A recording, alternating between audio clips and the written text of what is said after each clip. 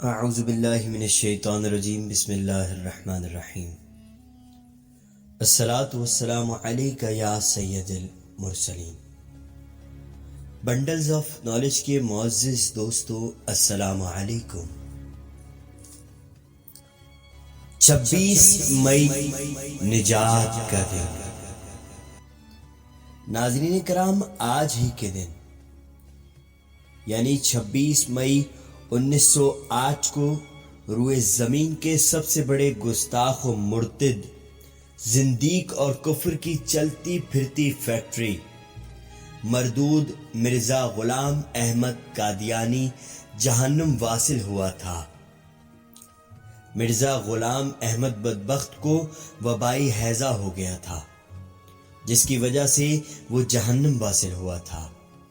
بقول مرزا کے کہ اسے یعنی مرزے کو وبائی ہیضہ لاحق ہے۔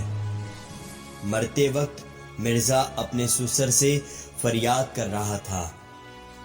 قادیانیوں کی اپنی ہی کتابیں بھری پڑی ہیں، لیکن آنکھیں بند کر کے کہتے ہیں کہ نہیں، مرزا کو کوئی وبائی ہیضہ نہیں ہوا تھا۔ تو جناب ملاحظہ ہو، نئی سیرت المہدی کے اندر لکھا ہے کہ جب مرزا بدبخت کو آخری دست آیا تو کمزوری بڑھ جانے کے باعث اس کی چارپائی کے قریب ہی انتظام کر دیا گیا، لیکن پرانی سیرت المہدی کے اندر یہ الفاظ نہیں ہے کہ چارپائی کے نزدیک انتظام کیا گیا۔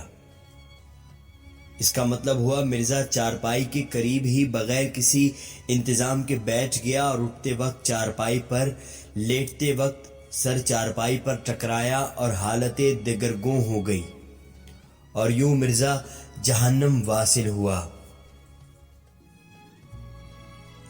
اور جب وہ بدبخت مردود واصل جہنم ہوا تو اس کا منہ جو آپ دیکھیں کہ پھٹکار سے برس رہی ہے، اس کے اپنے پاخانے کے اندر تھا۔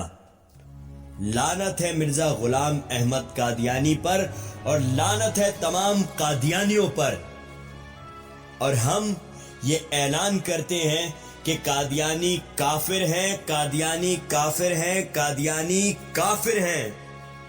نعرہ رسالت یا رسول اللہ صلی اللہ علیہ وسلم۔